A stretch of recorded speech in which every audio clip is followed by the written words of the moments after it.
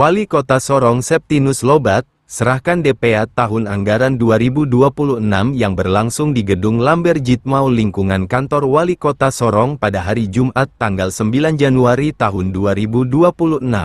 Dalam penyerahan DPA Wali Kota Sorong mengingatkan seluruh organisasi perangkat daerah agar mengelola keuangan daerah dengan hati-hati dan memprioritaskan anggaran pada program yang benar-benar dibutuhkan masyarakat, menyusul hasil evaluasi Badan Pemeriksa Keuangan Republik Indonesia terhadap pengelolaan belanja daerah pemerintah Kota Sorong, dalam laporan hasil pemeriksaan semester 2 tahun 2025, setiap penggunaan anggaran harus berorientasi pada pelayanan publik yang menyentuh kebutuhan masyarakat dan tidak diarahkan pada kegiatan yang tidak memiliki manfaat langsung. Kebijakan efisiensi anggaran dan keterbatasan kemandirian fiskal daerah menjadi pertimbangan utama dalam penyusunan dan pelaksanaan program pemerintah.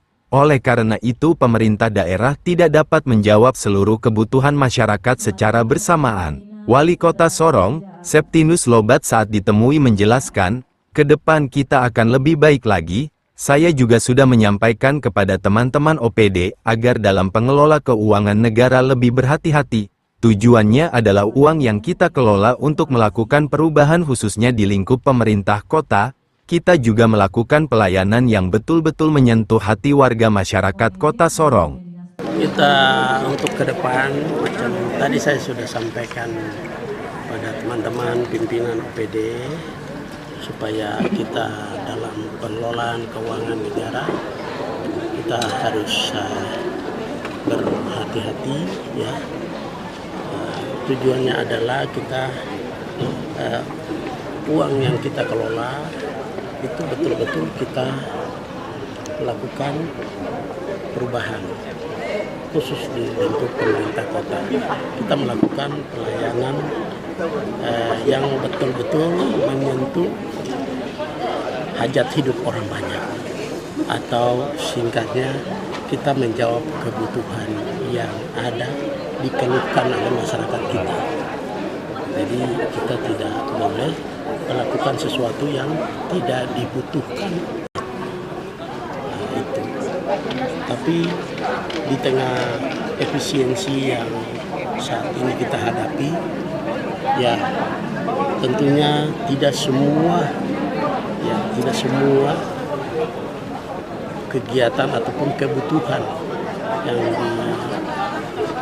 dialami oleh masyarakat kita itu kita menjawab semuanya, karena keterbatasan ya finansial atau kemandirian fiskal kita ini belum baik. Makanya kita program 100 hari kami waktu itu salah satunya adalah pengelolaan PAD kita ini berbasis digital, dan tentunya kami sudah melakukan, dan saat ini ya puji Tuhan target untuk tahun 2026 ini mudah-mudahan bisa naik. Untuk apa? Supaya kita bisa menjawab kebutuhan masyarakat. Ya, orang awam di luar mereka menuntut pemerintah untuk segera kerja ini, kerja itu. Tapi mereka tidak tahu bahwa kondisi keuangan saat ini ya tidak sedang baik-baik. Program prioritas kita itu semuanya ada, masuk semua. Itu harus wajib, karena itu kita sudah janjikan kepada masyarakat.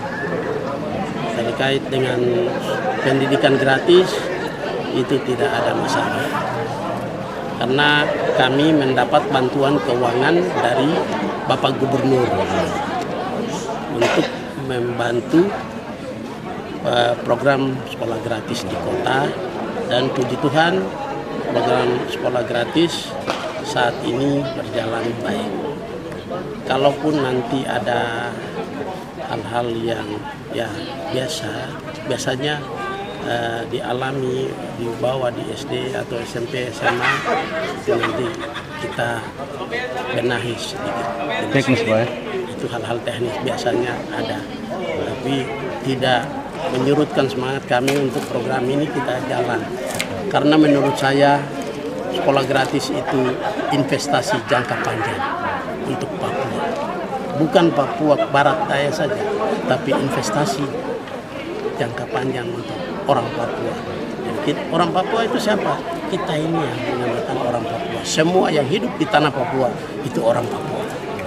Dalam hitungan 3, 2. Selain itu, Kepala Dinas Badan Penanggulangan Bencana Daerah Kota Sorong, Herlin Sasabone saat ditemui menjelaskan, penyusunan dokumen kebencanaan dan rengkon banjir, sehingga menjadi 2 dokumen yang kita susun. Selain itu kita juga sudah membentuk forum resiko bencana di sisa 35 kelurahan yang ada di Kota Sorong.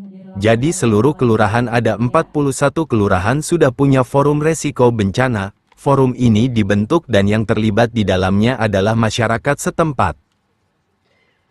Induk kebencanaan, kemudian renkon banjir. Jadi sudah 2 dokumen kemarin kita susun. Kemudian kita juga kemarin membentuk forum pengurangan risiko bencana di sisa 35 kelurahan di Kota Sorong.